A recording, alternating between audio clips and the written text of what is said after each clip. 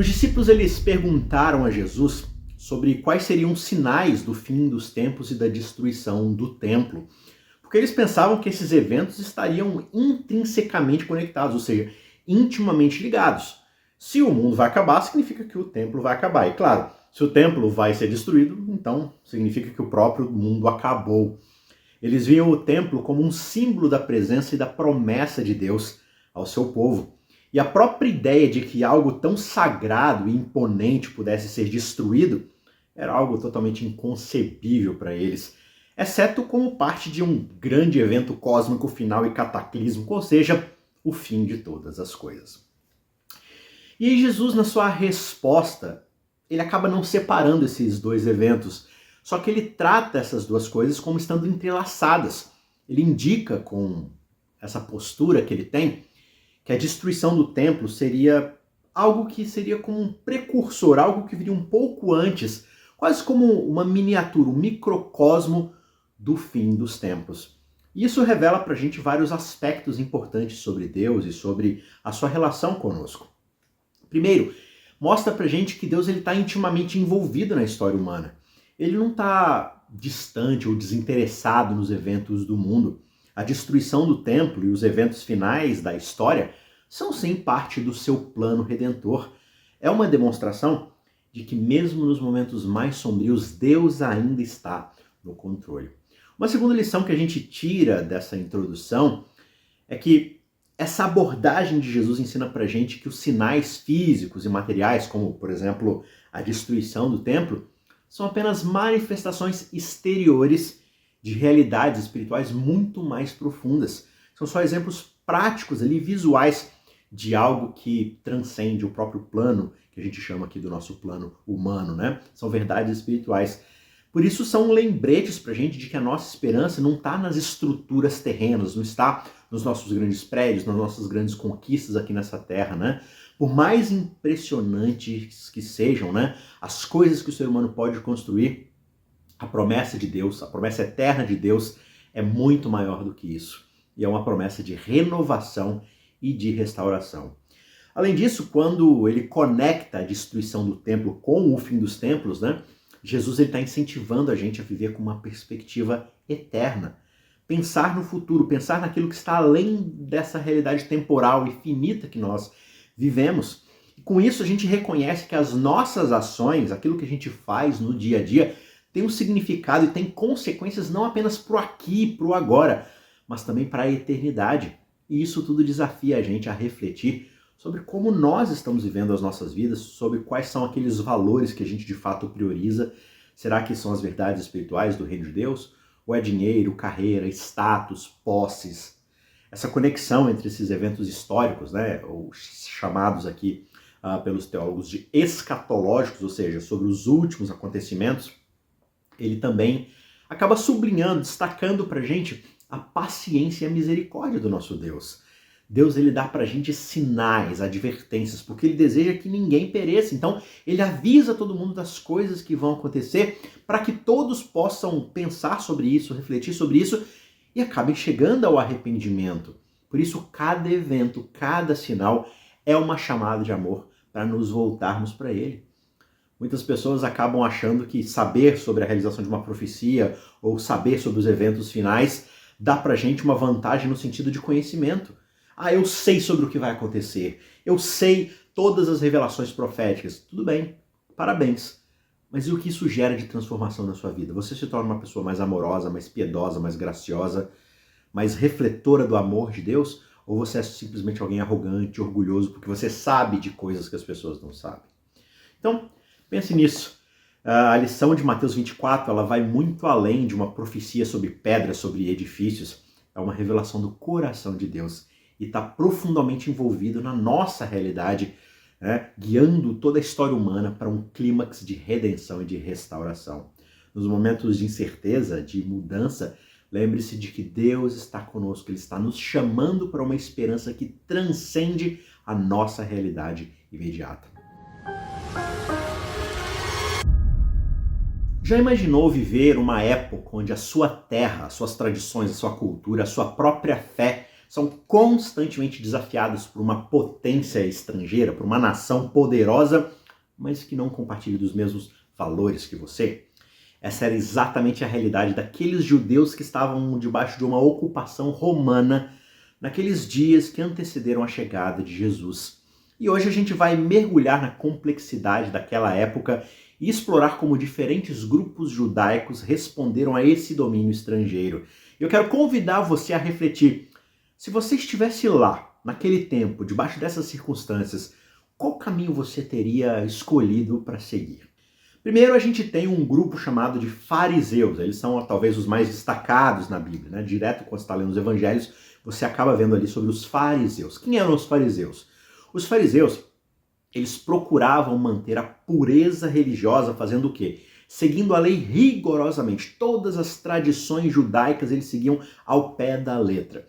Porque os fariseus eles acreditavam que através dessa obediência, do ensino da lei, o povo judeu poderia resistir a todas as influências culturais, religiosas, romanas, e assim eles iriam preservar a sua própria identidade.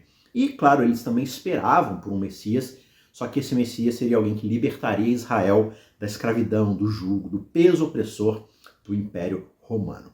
Em contraste a esse grupo dos fariseus, a gente tem o grupo dos saduceus. E esses saduceus eles eram principalmente aristocratas, ou seja, eles eram da alta sociedade, geralmente sacerdotes ou alguns ligados ali aos setores do templo e da religiosidade do povo judeu. E eles optaram por uma abordagem um pouco mais pragmática do que os fariseus. Eles até colaboravam com os romanos ali para poder manter a sua posição social, o seu controle, seu status no templo e diante de toda a sociedade judaica. E para eles, essa adaptação e esse compromisso que eles tinham com a cultura não era tão relevante quanto, de fato, a necessidade de sobreviver em tempos difíceis. Então eles acabavam abrindo mão, comprometendo um ponto aqui, um ponto ali, nada que talvez fosse muito vital, mas eles não eram tão herméticos, tão fechados quanto os fariseus. Para eles era mais importante sobreviver, até para poder manter o legado judaico, do que ser tão duro, ser tão fechado. E você tem um terceiro grupo chamado de essênios. Os essênios, por outro lado, eles escolheram se retirar completamente da realidade da sociedade judaica e eles foram viver lá no deserto. E lá eles viviam uma vida de ascetismo, de purificação, ou seja, eles se afastavam de toda e qualquer impureza que eles viam lá naquela sociedade que era dominada pelos romanos. Então, eles assumiram essa postura assim de se trancarem lá fora, se trancarem fora dessa realidade social. E assim eles dedicavam suas vidas apenas para fazerem orações, o estudo das escrituras, e eles esperavam por uma intervenção divina algum dia que viria para poder restaurar a verdadeira adoração e a verdadeira cultura judaica.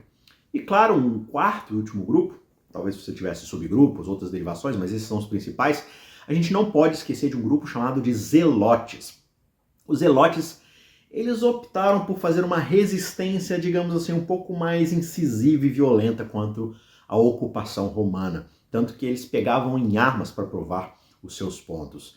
Os zelotes, eles acreditavam que a libertação de Israel viria pela força, pela guerra, pelo combate. E eles estavam completamente dispostos a lutarem até a morte pela independência da sua terra. Para os zelotes, a ocupação romana era algo intolerável e só poderia ser confrontada através da revolta.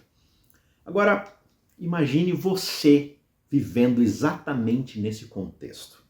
Cada uma dessas respostas, cada uma dessas posturas ao domínio romano reflete diferentes visões de mundo que aqueles grupos possuíam, diversas e diferentes esperanças ou desesperos, dores, alegrias. Os fariseus eles apelavam à fé, à tradição, já os saduceus ao pragmatismo, à colaboração, os essênios à retirada, à purificação e os zelotes à resistência e à luta armada. Qual você acha que seria o caminho que você teria escolhido?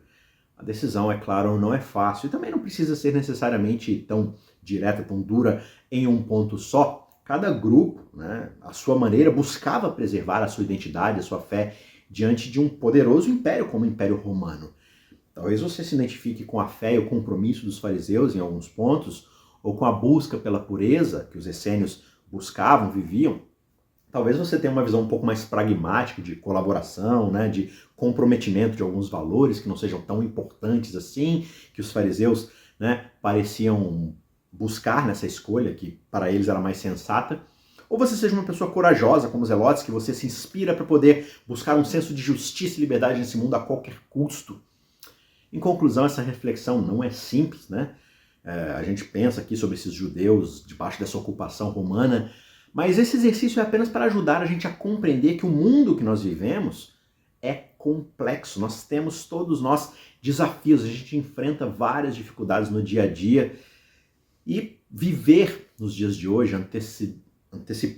antecedendo a volta de Jesus, é viver também debaixo de um império, né, digamos assim, um império espiritualmente babilônico à nossa volta, que também traz bastante ameaças, bastante opressões aos nossos valores, às nossas culturas, à nossa fé.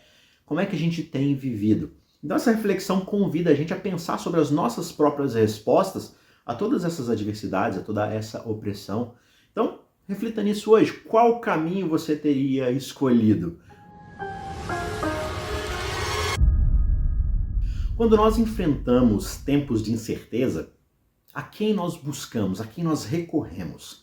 Lá em Mateus 24, 15 a 20, Jesus ele oferece várias instruções precisas aos seus seguidores para preservá-los daquilo que seria a destruição iminente de Jerusalém.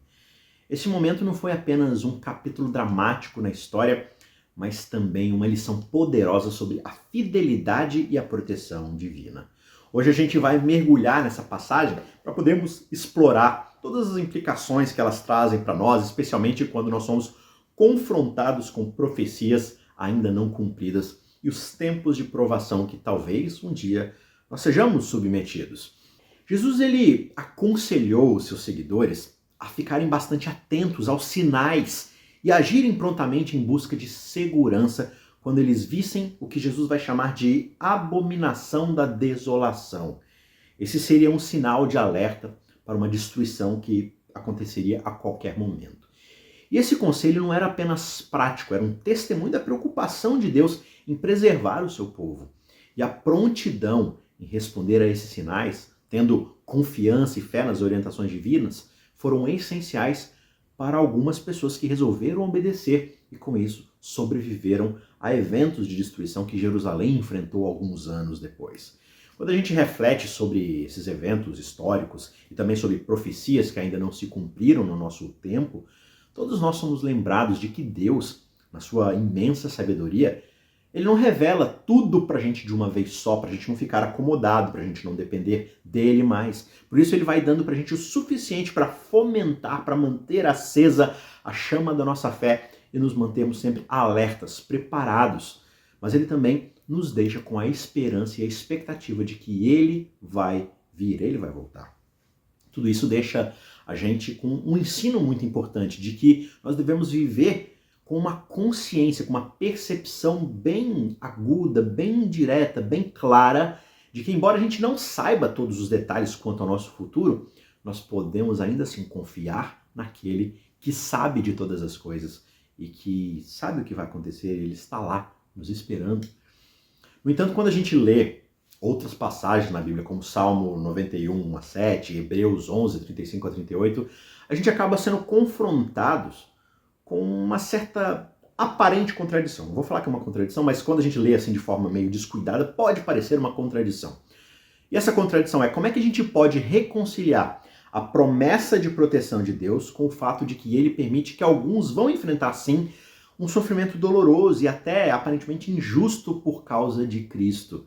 E essas passagens, elas não estão, na verdade, em conflito. O que elas estão fazendo é destacando diferentes aspectos do caráter de Deus e da sua relação conosco. Por exemplo, quando a gente lê Salmo 91, nós somos lembrados da proteção, do refúgio que nós encontramos na presença de Deus. Por quê? Porque ele é o nosso abrigo nas tempestades da vida, ele é uma fonte de conforto, de segurança. Já Hebreus 11, por outro lado, ele vai honrar aqueles que pela fé enfrentaram provações, sofrimentos, dificuldades indizíveis. E essa passagem ela mostra pra gente que embora Deus proteja sim o seu povo, a fidelidade a ele pode no fim custar muito caro e levar a gente a enfrentar desafios muito difíceis. E viver, entender essa tensão entre a proteção divina por um lado e o sofrimento por Cristo de outro lado, revela pra gente uma verdade muito profunda sobre a nossa jornada de fé. A proteção de Deus não vai significar necessariamente total ausência de dificuldades, de sofrimento. Muitas vezes é justamente através dessas dificuldades que a nossa fé é refinada, é trabalhada, é aumentada. O nosso caráter é moldado, a nossa vida, a nossa fé, ela é transformada e com isso nosso testemunho se torna mais e mais poderoso para alcançar outras pessoas. Portanto, a gente não tem aqui uma contradição. O que nós sabemos é que Deus cuida sim de nós da forma como Ele julga ser necessário para que também nós amadureçamos, nós cresçamos. Quando a gente se depara com profecias que ainda não se cumpriram, né? E a gente vive, a gente tem essa esperança diante de tempos de incerteza, nós somos chamados a confiar em Deus, a se lembrar da fidelidade que Ele tem tanto no passado quanto no nosso presente para garantir o nosso futuro. E assim a gente é incentivado a viver com uma prontidão, como soldados diante da batalha que vai começar, eles estão sempre prontos, sempre atentos, né? E a gente vai assim respondendo aos sinais dos tempos, às profecias que vão se cumprindo a cada dia, mas também preparados para enfrentar os desafios que nós possamos enfrentar pela causa de Cristo. Porque nós sabemos que em todas as coisas Deus está assim com cada um de nós. Por acaso você já se perguntou como é que a igreja primitiva, apesar de todas as perseguições que ela enfrentou, todos os desafios imensos que ela viveu, ela não simplesmente sobreviveu, mas na verdade ela cresceu, ela floresceu, ela se fortificou? Quando nós lemos os relatos sobre a igreja lá do começo, dos apóstolos, né? Logo após Jesus ali, no livro, obviamente, de Atos dos Apóstolos, e aí você tem menções sobre essa igreja lá no capítulo 4, 5, 6, 7, 8 e por aí em diante. Aí depois a gente vai começar o ministério de Paulo em si, mas você tem nesses primeiros capítulos uma descrição de relatos bastante vibrantes ali que oferecem pra gente como se fosse uma janela de observação sobre a vida e os tempos dessa comunidade, que era uma comunidade de fé muito fervorosa. E é exatamente sobre isso que a gente vai conversar e refletir hoje. Os desafios enfrentados pela igreja primitiva e os motivos do seu crescimento tão extraordinário. Desde o início, os primeiros cristãos eles enfrentaram oposição tanto das autoridades judaicas quanto das romanas. A pregação do evangelho de Cristo Jesus, né, especialmente ali a afirmação da ressurreição de Jesus, era algo visto como uma ameaça ao status religioso ou político. Só que, no entanto, esses desafios ali que a igreja estava enfrentando não impediram ela de avançar. Pelo contrário, a igreja foi crescendo, digamos assim, exponencialmente, ou seja, não é que ela simplesmente duplicava, ela ia se multiplicando assim, exponencialmente, ela ia crescendo cada vez mais numa curva ascendente. Por exemplo, lá em Atos 4:4, a gente vê que o número de homens que acreditavam chegou a cerca de 5.000 pessoas, o que naquela época era um número gigantesco. Mas o que de fato impulsionou esse crescimento em meio a tanta diversidade? E a resposta pode estar na profunda convicção dos primeiros cristãos e nos sinais e maravilhas realizados pelos apóstolos, como a gente vê, por exemplo, em Atos 5:12-16. Esses eventos descritos ali, eles não simplesmente validam a mensagem que é descrita, mas eles também atraíram muitas pessoas a compartilharem e aceitarem a mesma fé.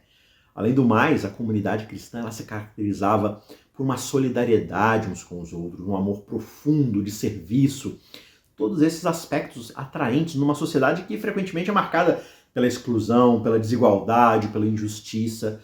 Então a igreja ia florescendo e arrebanhando outras pessoas que queriam viver esse estilo de vida, essas características ali no caráter dos cristãos.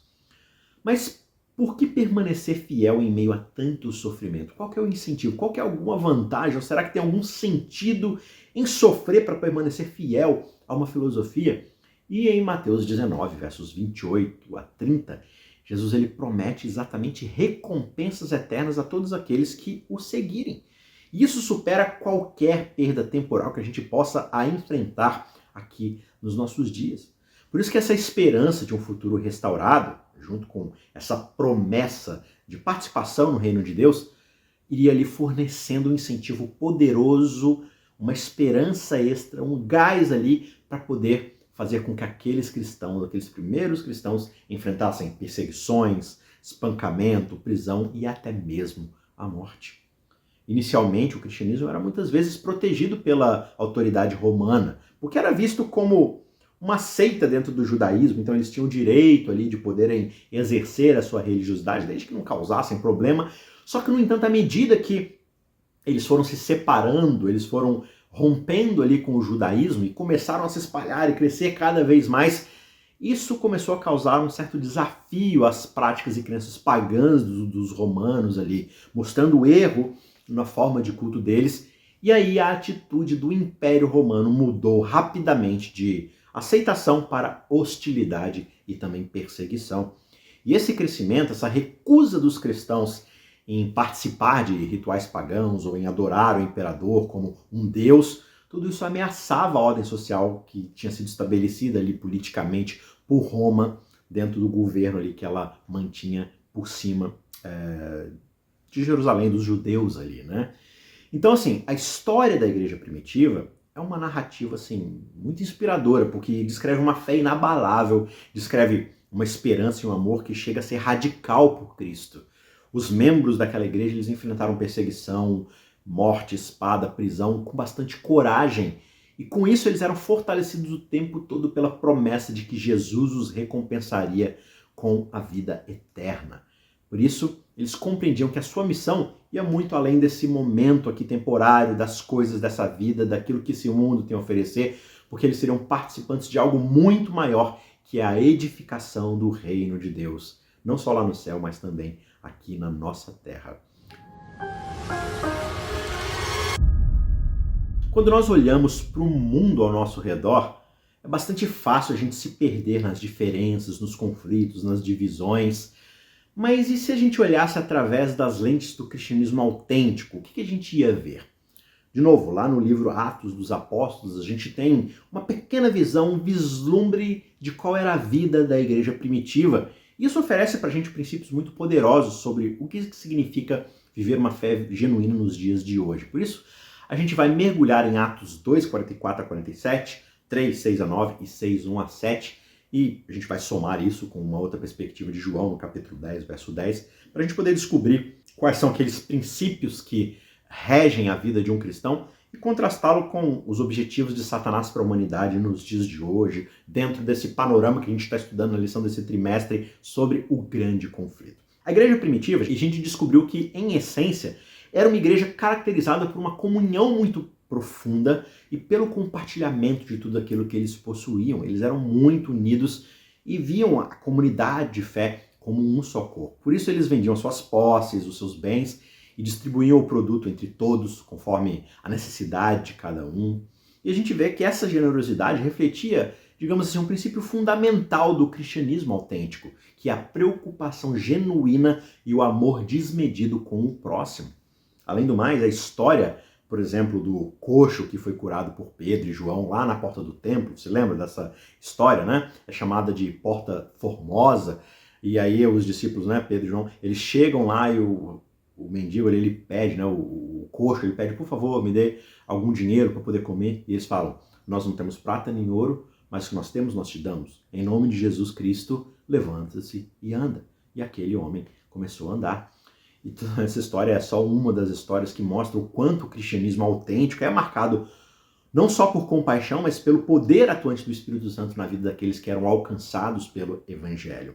Não era simplesmente sobre falar de amor, era viver um amor em ação, na prática, transformar vidas com essa mensagem. Quando nós enfrentamos certos desafios, como a distribuição desigual de alimentos entre as viúvas gregas e hebraicas ali na história, né? A comunidade, ela não se desfaz, ela não entra em conflitos, não. Em vez disso, eles encontraram soluções muito práticas, eles escolheram 7 homens de boa reputação e foram lá cuidar desses necessitados, assegurando que todos eles fossem atendidos de maneira justa, fossem eles judeus ou não. Isso ensina pra gente sobre a importância da organização, da resposta ativa às necessidades da comunidade e, claro, a não fazermos distinção entre as pessoas, mantendo sempre ali a unidade, o foco no serviço. Então, Atos descreve pra gente esses traços de personalidade, de caráter, desse corpo unido do Evangelho que era essa igreja primitiva. Agora, um ponto bastante interessante quando a gente lê João 10:10, a gente é oferecido ali com um contraste bastante marcante com esses princípios que são destacados pela igreja primitiva, porque em João 10:10 a gente vai ver qual é um dos princípios, um dos objetivos de Satanás. Jesus disse que o ladrão vem apenas para roubar, matar e destruir, mas que ele vem para que todos tenham vida e a tenham plenamente. Enquanto Satanás ele busca destruir, dividir, ele busca o mal, Jesus ele busca restaurar, unir, dar vida em abundância. O cristianismo autêntico, que preza por carregar propriamente o nome de Jesus Cristo, portanto, deve estar alinhado com os propósitos de Jesus, promovendo vida, esperança, restauração. Quando nós buscamos o egoísmo, o crescimento próprio, a exaltação, o orgulho, a divisão, qual princípio nós estamos refletindo para o mundo? A essência do cristianismo autêntico, conforme a gente vê, que era vivido ali pela igreja primitiva, é um chamado à ação. É um convite para a gente viver de maneira a refletir o amor de Deus, não apenas em palavras e pregações, mas principalmente em atitudes concretas que transformam vidas. É sim um chamado a um estilo de vida que contrasta radicalmente com a destruição, o roubo, a morte, o egoísmo, o orgulho, a divisão, a mentira, o engano. Tudo isso são coisas que Satanás deseja infligir à humanidade e influenciar as pessoas a viverem dessa forma. Então, a mensagem que a igreja primitiva traz pra gente e o alerta que Jesus faz lá em João 10 desafiam a gente a escolher qual que é o caminho que nós devemos seguir. Será que é um caminho que leva à destruição ou é um que conduz à vida plena? Essa é toda a essência do cristianismo autêntico. Viver uma vida que irradia o amor de Cristo, trazendo esperança, trazendo restauração a um mundo que é tão quebrado, tão prejudicado pelo pecado. E quanto a você? Como é que você vê esses princípios se manifestando na sua vida? Qual tem sido as suas escolhas? Como você tem lutado com essas questões que muitas vezes são tentadoras, né? Seguir um caminho às vezes mais fácil, de orgulho, de exaltação própria. Em João 13:35, Jesus apresenta pra gente um dos princípios mais revolucionários para a humanidade, e especialmente para a igreja.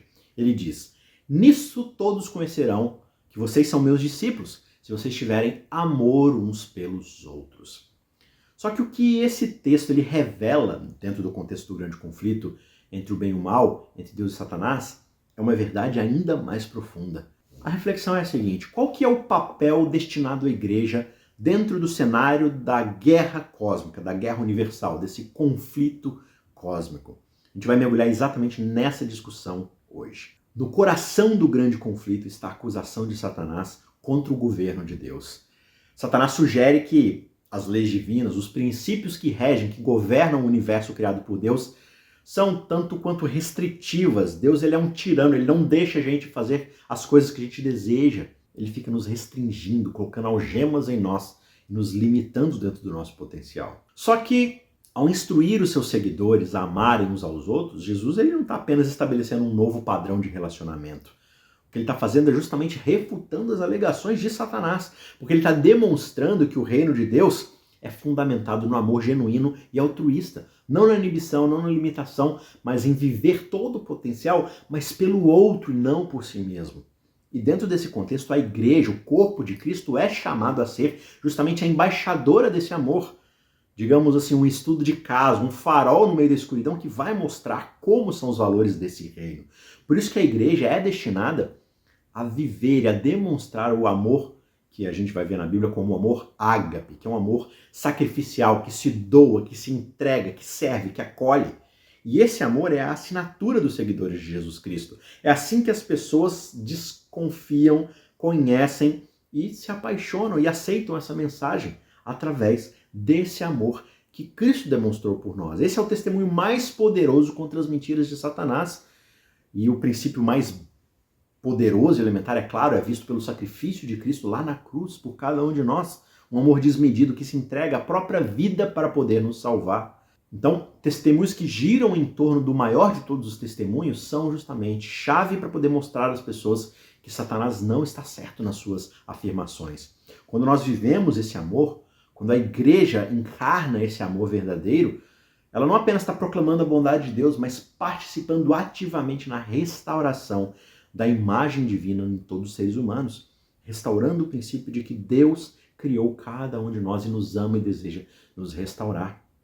É claro que a igreja primitiva não era perfeita, e quem diz isso está equivocado. Ela tinha falhas, ela tinha dificuldades, né? Como, por exemplo, às vezes ela acabava se conformando com certas práticas pagãs, ela acaba abandonando, por exemplo, o mandamento do sábado, ela aceita ali certas mudanças dentro do seu contexto.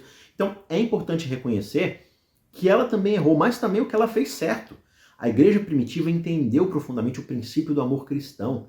Eles viviam em comunhão, eles compartilhavam seus recursos, eles cuidavam uns dos outros e eles entendiam que esse cuidado precisava ser estendido a todos aqueles que estavam necessitados, né, ao seu redor. Eles estavam dispostos a sacrificar até mesmo a segurança, o conforto, aquilo que era conveniente, até suas próprias vidas, pela causa do evangelho e pelo bem-estar uns dos outros. E essa manifestação de amor não era apenas notável, ela era revolucionária. Essa capacidade de amar autenticamente, altruisticamente, mesmo diante da perseguição, do prejuízo, é justamente o que distinguiu os primeiros cristãos e permitiu que a igreja crescesse da forma como cresceu, apesar de todas as perseguições e adversidades. Esse amor transformador é aquilo que a igreja moderna hoje é chamada a replicar, a reviver. Nós vivemos hoje em tempos desafiadores, onde o amor parece algo escasso, uma mercadoria totalmente em extinção. O amor se esfria cada vez vez nós somos mais egoístas, mais autocentrados. No entanto, é precisamente nesses tempos que o amor cristão precisa brilhar ainda mais intensamente. A mensagem de João 13:35 desafia a gente a olhar além das falhas que todos nós possuímos, as falhas que muitas vezes nós encontramos e apontamos na nossa igreja, mas buscarmos a força do amor e da restauração que o Evangelho de Jesus Cristo tem para poder restaurar o mundo. A verdadeira marca daqueles que são discípulos de Cristo não está nas doutrinas ou sequer nos rituais, não está na igreja que frequenta, não está no prédio que você vai. Claro que tudo isso tem um fator importante na cultura e na demonstração da fé, mas é o amor genuíno que nós demonstramos uns aos outros, que é o que Jesus diz ser a marca distintiva dos seus discípulos. Esse amor é a nossa maior defesa contra as forças da divisão, do egoísmo e do desespero. E você? Como é que você consegue viver esse amor na sua comunidade hoje? Comece a refletir em termos práticos como você poderia ajudar aqueles que estão ao seu redor. Como é que nós podemos juntos, como igreja, refletir mais desse amor no mundo que tanto precisa dele. Você já se perguntou por que ao longo da história aqueles com uma fé firme eram justamente os que mais frequentemente enfrentavam perseguição? E ainda mais intrigante do que essa pergunta, como é que Deus ele pode extrair algum valor dessas perseguições, dessas adversidades que possa contribuir para o seu reino? E além disso, como é que as igrejas locais hoje, as igrejas que nós frequentamos, como é que elas podem espelhar o impacto transformador da igreja primitiva nas suas comunidades? A gente vai mergulhar nessas e outras questões profundas e descobrirmos juntos. Primeiramente, é importante a gente entender que a perseguição aos fiéis é uma das manifestações do grande conflito entre Deus e Satanás. Porque, no fim das contas, o diabo ele tenta o tempo todo desviar a humanidade das verdades e da luz da palavra de Deus. Por isso ele incita o tempo todo comportamentos cruéis contra aqueles que são seguidores de Cristo. Por quê? Porque se, como a gente viu ontem, os seguidores de Cristo são aqueles que carregam a sua marca do amor altruísta, a verdade sobre quem Deus é, e isso testemunha contra aquilo que Satanás prega, é claro que Satanás quer destruir o testemunho sobre quem Jesus, Deus, de fato é.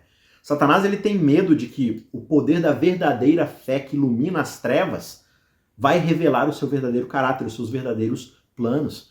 E ele sabe que cada ato de fé, de amor genuíno, cada gesto de altruísmo, de bondade aos outros, cada palavra de verdade vai minando o seu reino dos enganos ali, pouco a pouco, vai trazendo luz ao seu reino de trevas.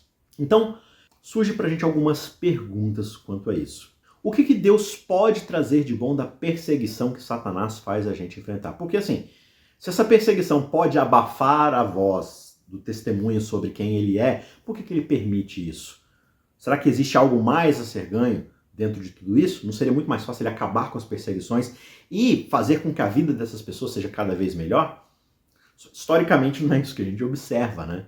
O que a gente vê é a perseguição, muitas vezes, alcançando essas comunidades. Hoje, no Ocidente, talvez seja menos violento, assim, prático, direto ao ponto, né? Talvez a igreja seja perseguida por influências políticas, por certo desgosto, por certo fechamento de portas aqui e ali e tal. E historicamente a gente viu várias vezes que a perseguição, na verdade, ela purificou e fortaleceu a igreja. Tudo isso acontece para lembrar a gente da nossa dependência de Deus e da verdadeira natureza da nossa batalha espiritual. A perseguição, quando ela acontece na história, ela tende a espalhar a fé. A gente falou tanto aqui, né, da história da igreja primitiva, mas eles tinham um defeito muito grave, eles não queriam sair de Jerusalém. Eles se fecharam dentro da sua comunidade, do seu grupinho, e o evangelho era mantido abafado ali dentro da cidade. E quando Jesus falou para eles irem para fora de Jerusalém para pregar o evangelho, eles não saíram.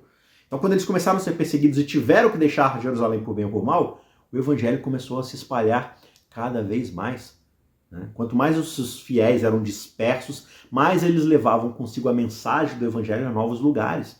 E assim, em meio ao sofrimento, a beleza e a força do testemunho cristão brilharam ainda mais intensamente, atraindo outros para Cristo, mostrando um testemunho ainda mais, digamos assim, turbinado, porque não era só um amor altruísta, era um amor desinibido que não valorizava a própria vida, que era fiel mesmo diante da perseguição e da morte. Então esse amor era um amor poderoso que transformou a vida deles, por isso o testemunho era muito mais brilhante, muito mais visível, apontando para Deus. Então, o que as igrejas locais podem fazer hoje para poder replicar esse mesmo impacto profundo da igreja primitiva nas nossas comunidades, nas nossas vizinhanças, no nosso bairro? E a chave está no amor autêntico e no serviço. É a mesma coisa de antes. Talvez não no mesmo contexto, não no mesmo grau de perseguição, porque a igreja primitiva ela era caracterizada de fato por uma comunidade vibrante, onde os membros eles cuidavam uns dos outros e daqueles ao seu redor com compaixão, com generosidade. Eles não fechavam suas próprias portas para aqueles que necessitavam. Eles eram ativamente engajados em atender às necessidades da sua comunidade, com dons espirituais, mas também com coisas materiais, com comida, com cuidado médico, tudo isso. E muitas vezes nós como comunidade eclesiástica, ou seja, nós como igrejas, a gente se fecha numa bolha, a gente não está interessado no que está acontecendo na nossa vizinhança. Uma vez alguém falou assim que seria interessante, e é uma reflexão que esse pregador ele fez para a igreja. Ele falou assim, se a sua igreja fechasse hoje, será que alguém no bairro ia perceber? Será que ia fazer alguma diferença, ia impactar negativamente, ou será que positivamente?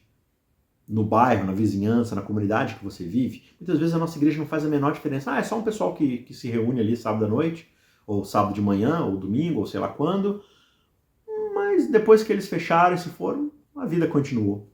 Então é uma reflexão para a gente fazer qual que é o impacto de nós como igreja, como comunidade, no lugar onde nós vivemos. Será que a gente está testemunhando? Será que nós estamos abençoando aqueles ao nosso redor? Especialmente aqueles que não fazem parte do corpo de Cristo. Para ser mais como a igreja primitiva, as igrejas locais de hoje, elas podem se esforçar. Se esforçar para, por exemplo, identificar e atender as necessidades da comunidade, E talvez isso signifique organizar, não sei, bancos de alimentos, clínicas de saúde gratuitas, oferecer programas de tutoria para jovens carentes se profissionalizarem, não sei. É importante a igreja abrir os olhos e ver a necessidade da comunidade. Promover a unidade, o amor, dentro da congregação, tirar esse senso de egoísmo, de exaltação própria, fazer programas menos voltados para o consumo interno e mais evangelísticos, encorajar os membros a formarem laços genuínos, cuidado mútuo, se reunirem nas suas casas e trazerem amigos que não são ali da igreja, refletir o amor de Cristo nessas relações.